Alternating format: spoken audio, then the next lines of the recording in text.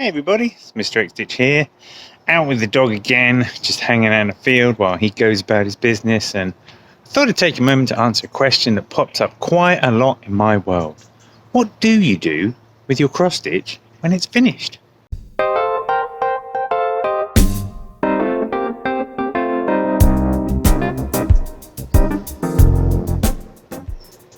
So yeah, it's a funny question. You spend hours and hours doing a cross stitch, and when it's finished, what do you do with it? Now, a lot of times the instinct is merely to give it away as a gift, stick it in a frame, give it to a loved one as a lovely present for them.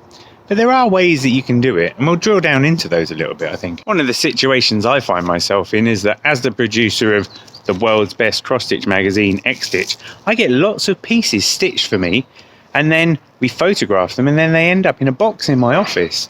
I did a talk recently where I brought them out and arranged them on a table, and it was great to see so many diverse cross stitches, but it's a common issue. What do you do with these pieces?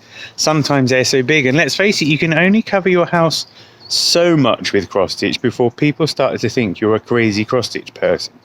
I've tried and I only got so far, but there are many different things you can do with them, so let's have a look at what you can do. I mean, obviously the first thing you can do is put it in a frame. I've got a video about how you can use the lattice technique to put your stuff in a frame, and that's quite a useful way of doing it. Nice and easy with a bit of card and stuff, so I'll click to the link. And then you can leave them in a hoop if it's a small piece and you've got a nice wooden hoop. It's always very Nordic looking if you get a piece and you put it in a round hoop and just hang it up on your wall. That's a great way to do things, to be honest, and I've done plenty of pieces. I once did a whole series based on spam email titles. Click here to be better in bed. And put those all up in hoops nicely arranged. It's a very great way to do it. You can paint the hoops. You can wrap ribbons around the hoops. You can varnish the hoops. But I think that's a really nice way to frame something kind of dangly. Good for Christmas decorations as well.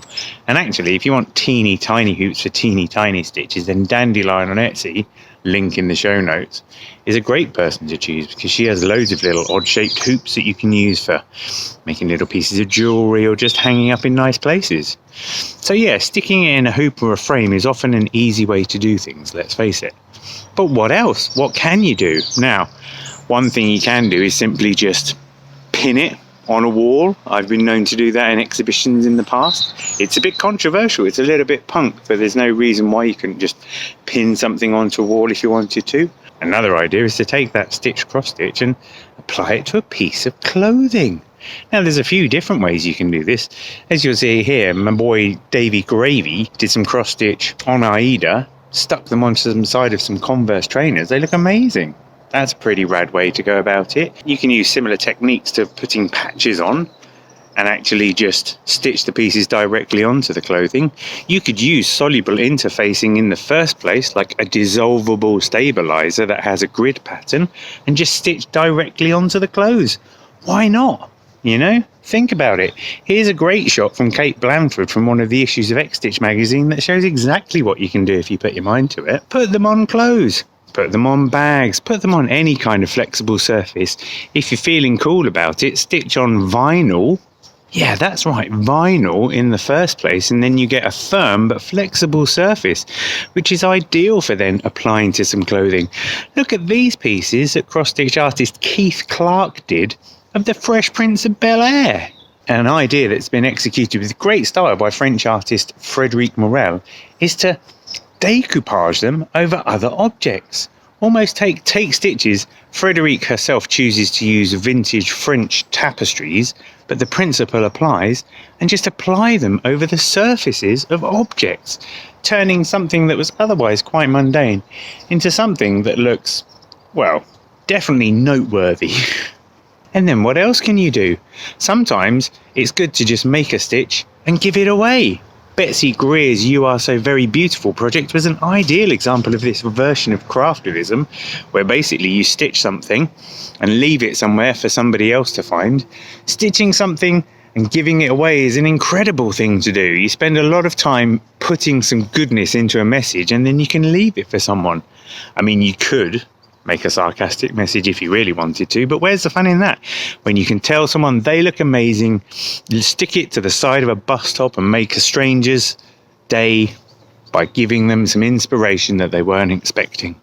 There's a certain altruism, and there's something quite special about spending a few hours making something and then just donating it and not really knowing what the outcome is. I think we should all do that at least once, but you know, don't go too crazy. You don't want to spend 60 hours and then give the thing away now, do you? One thing that's similar but different idea is when you've got a piece that you can't bring yourself to finish for whatever reason, maybe you can just do something completely different. Maybe colour in the leftover pieces with completely dramatically different types of stitch. You know, go radical on your stitching, or just choose single blocks of vibrant colours to finish the piece and just make it into some crazy deconstructed art project. That's ideal for sticking on a wall somewhere with a bit of gaffer tape. You heard about that guy who taped a banana to a wall and it was a piece of art that was sold for £100,000, right? Do the same thing with your cross stitch. Do half a cross stitch, country cottage, smash a load of neon colours into the other half of it, stick it on the side of a gallery wall that's got with a label that's got your name and your Instagram handle and the price tag of £100 million and see what happens. I'll take 5% if that happens. That'd be fantastic. Thank you very much. There's a few ideas anyway off the top of my head to get you inspired about what to do with your cross stitch. What would you do with your cross stitch? Would you fix it to some textiles? Would you fix it to a hard surface?